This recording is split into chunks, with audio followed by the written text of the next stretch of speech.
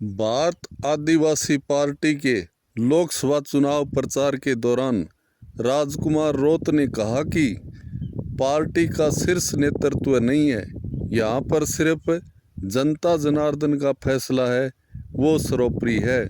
जनता जिसको ज़्यादा पसंद करती है उसी व्यक्ति को हमारी पार्टी नेता चुनती है।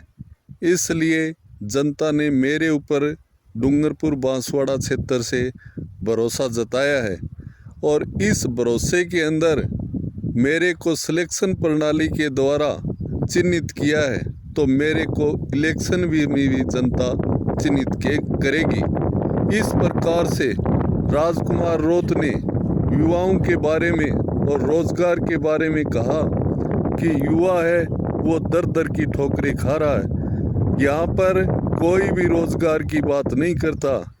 कमल कांग्रेस का नाम लेते हुए महेंद्रजीत सिंह मालवीय पर सीधा निशाना साधते हुए राजकुमार रोत ने कहा कि राज में रहते हुए भी उन्होंने कहा कि सब कुछ ठीक हो रहा है, लेकिन आप आंख खोल करके देखिए 2013 की भर्ती हुई हो उसमें ही हमारे समाज के साथ में उचित प्रतिनिधित्व का जो नियम था उसके अनुसार नौकरियों में आरक्षण नहीं मिल सका।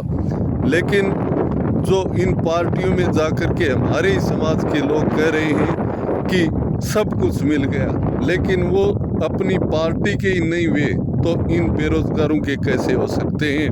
वो अवसरवादी लोग जो ईडी के डर से बीजेपी के अंदर भाग गए। इस प्रकार से उन्होंने कहा कि ये लोग राम के नाम पर वोट मांग रहे हैं, कोई मुद्दे पर वोट नहीं मांग रहे हैं, न कोई रोजगार की बातें कर रहे हैं। इस प्रकार से ये लोग सिर्फ जनता को गुमराह कर रहे हैं। सिर्फ राम के नाम पर वोट डालने से क्या किसी का भला होने वाला है क्या? इस प्रकार से राजकुमार रोत ने जो अंधविश्वासी कल्चर है उसको छोड़ते हुए सिर्फ जो आज अहम मुद्दा जो रोजगार का बना हुआ है, जो बेरोजगारी चरम सीमा पर है, महंगाई है वो कितनी 4 गुना बढ़ गई है इन 10 सालों के अंदर, तो इससे ये साफ जाहिर हो रहा है कि भारत आदिवासी पार्टी है वो सबको साथ ले रही है, चाहे वो किसी भी वर्ग का हो। यदि उसके साथ अन्याय होगा तो भी राजकुमार रोत ने कहा कि उसके लिए भी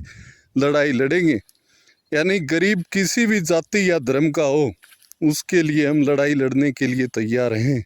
लेकिन हम हमारे अधिकारों की लड़ाई सिर्फ इसलिए लड़ रहे हैं कि हमें जो अधिकार दिए हैं वो पूरे नहीं मिल रहे हैं। इस प्रकार से हर समाज को, हर वर्ग को, जो गरीब व्यक्ति हो उसको अपना हक मिलना चाहिए।